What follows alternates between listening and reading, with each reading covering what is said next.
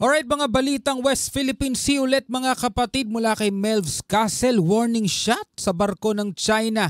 Nagtakbuhan lahat mga tol, no? Nag-atrasan sa live fire drills. Natakot daw sabing ganun mga kapatid, no? 8 barko ng China nagsitakbuhan lahat, sabing ganun mga kapatid. Pero dito habang nagsisimula tayo ngayon, wala pa tayong kinukumpirma hanggang di natin napapanood. Samahan ninyo ako mga tol, bigyan natin to ng reaksyon, komentaryo at kung ano-ano pa. Huwag nyo rin kalimutan mag-subscribe kay Melv's Castle. Nakalagay po ang link sa ibaba nitong video to. Alright, so bago natin to simulan, huwag mo rin kalimutan mag-subscribe dito sa ating YouTube channel kung trip mo yung mga ganitong klaseng commentary, reaction, criticism at kung ano-ano pa. Huwag na natin patagalin pa. Total, wala na rin naman tayong hinihintay na. Panoorin na natin to mga tol. Asa na yung yabang ng mga Chinese? Bakit walang nagtangkang manggulo ngayon? Lalakas ng loob nyong manghuli ng Philippine Coast Guard at BFAR tapos pag warship na wala na? Lagi namang ganun, mga tol. Hindi naman nabago sa atin yun. Diba? Hindi nabago sa atin yun mga tol. Actually, nasanay na nga tayo Diba? Kaya nga ang tingin ng mga Pilipino, mga tol, lalong-lalo na ngayon ang tingin ng mga Pilipino, kailangan na talaga natin ng tulong ng ibang bansa. Kailangan natin silang escort. No, escortan nila tayo kapag meron tayong mga resupply mission, kapag nagpapatrol tayo, doon tayo siguro makakaramdam ng kapanatagan. Doon tayo makakaramdam ng safety. Kasi kapag mag-isa lang tayo, BFAR, PCG, 'di ba, mga mangingisda, mga tol, talaga nakakaranas tayo ng mga pambubulas, mga tol. Nakakaranas tayo ng panggigit-git. Nakakaranas tayo ng pambangga, water cannon. Buti sana kung after gawin ng China sa atin nun, talagang paninindigan nila, hindi Tayo pa pinapalabas na masama. Tayo pa pinapalabas na nangunguna. Katulad na lamang kahapon, di ba, pinanood natin anong sabi ng mga Coast Guard. Di ba? Anong sabi ng mga Coast Guard? Pilipinas daw nilalabag yung international regulation para ma-prevent yung collision at sea. Tayo daw kasi mga kapatid yung pasimuno kaya nagkakaroon ng banggaan. Ano sabi ng mga mangingisdang Chinese? Natatakot na daw sila mga tol sa mga Coast Guard natin kasi pinapaalis sila. Di ba kabaliktaran lahat mga tol ng nakikita natin? Grabe. Naduduwag at nagsisilayuan pa. May na-monitor sa radar na 8 barko mula sa China. Pero ni lumapit o dumikit man lang sa ginaganap na exercises, wala. Actually mga tol, malamya nga ngayon ang balita, no? Tungkol dito sa West Philippine Sea. Nakafocus ngayon ang balita sa mga nangyayari sa Middle East at sa mga girian na nangyayari ngayon sa Taiwan Strait kasi tumitindi din mga tol yung yung tension. Lalong-lalo na sa patuloy na ginagawa ng China. Ngayon, nagsagawa pa sila ng live fire drills, mga tol. Mga takot din pala. As in, wala talagang naitalang panggugulo sa ginaganap ng sama-sama 2024. Pero bakit kaya walang naglakas loob na lumapit? Nagpasabog kasi ng kanyon ang BRP Jose Rizal, isang frigate ng Pilipinas.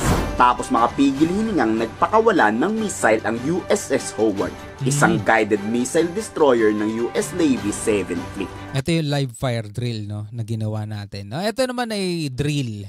No, paghahanda rin. Pero bakit parang alam ng China ang magla-live fire exercises? Dati-rati naman nagsasagawa ng multilateral patrol may bumubuntot pang Chinese warship, di ba? Pero ngayon as in wala nang naitalang dumikit. We have stated that we are able to conduct this mission of ours, and in terms of their presence, it was monitored, and there were 8 different Chinese vessels that were in the vicinity, but they posed no threat to the mission, and our personnel were able to complete the mission and sustain our presence in the shore.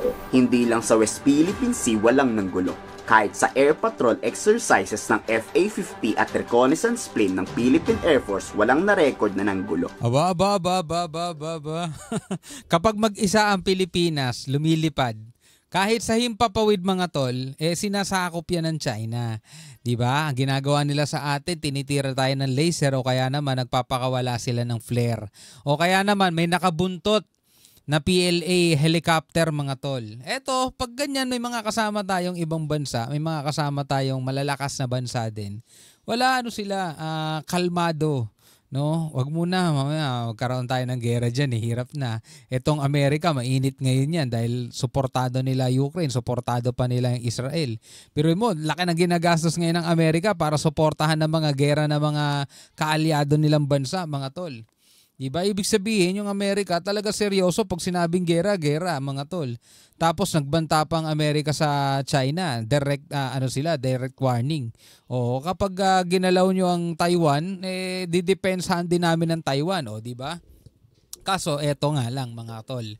Ang China, may mga kaalyado rin, may mga kakampi din, di ba? Diyan ang North Korea, andyan ang Russia. At kumakampi pa rin sila sa ibang mga bansa pa. Sa Iran, kakampi na rin ata nila Iran, mga tol. Mahirap dyan. Kung simpleng eroplano lang siguro to ng FAF, baka may nanggulo na. Kaso may fighter jet na kasama. Mula sa Bao de Masinloc sa northern part hanggang Batanes area, walang Chinese jet na na-monitor, hindi katulad noong nakaraan. Pero wala pa rin tayong balita, mga tol. Magpahanggang ngayon, ewan ko, baka natakpan na, tabunan na rin ata ng issue, no? Wala na tayong balita, mga tol, tungkol dito sa dito sa Escoda Shoal. At saka rito sa Sabina, ayan, Escoda Sabina Shoal, mga tol. Kamusta na kaya?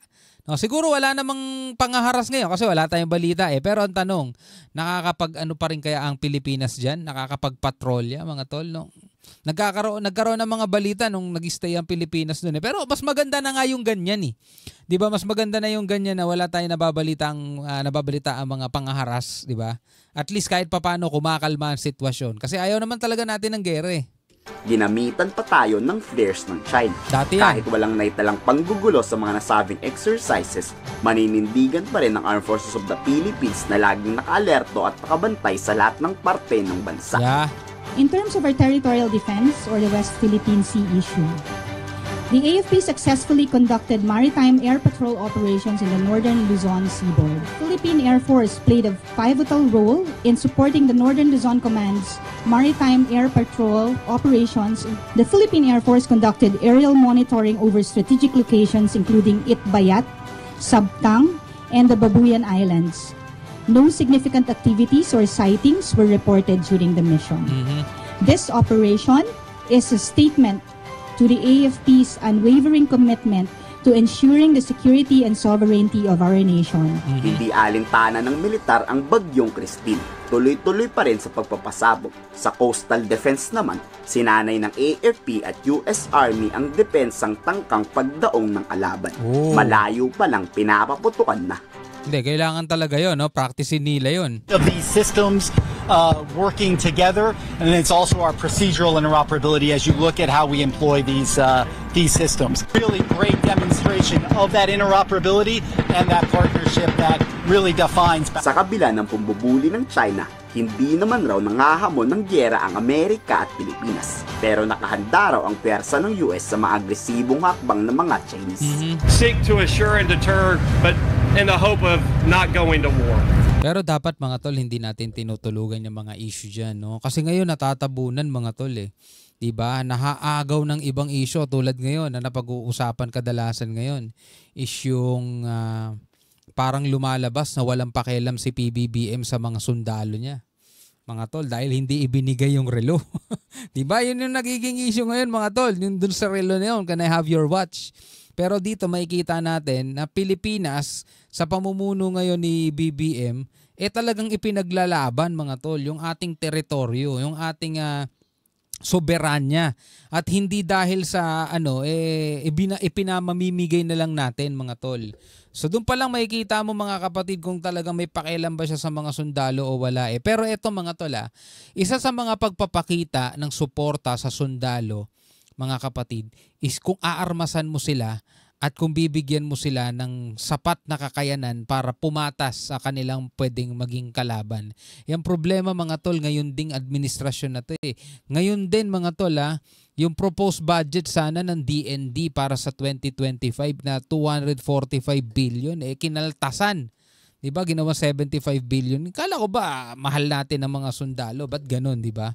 Tuloy natin. I know that I'm held accountable through a range of leaders to have forces that are ready, that can operate in a range of locations, they can operate with a range of partners, and to be prepared if that call ever came.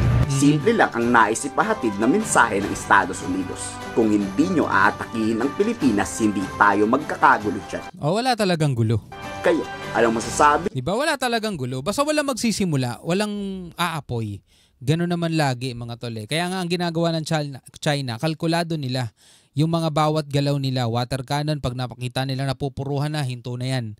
Hanggang gano'n lang ang gagawin nila, hindi sila hihigit o susobra doon sa pwedeng magdulot na ng talagang labanan, di ba? Ikaw bilang isang Pilipino, ano masasabi mo dyan? Comment ka na lamang sa ibaba.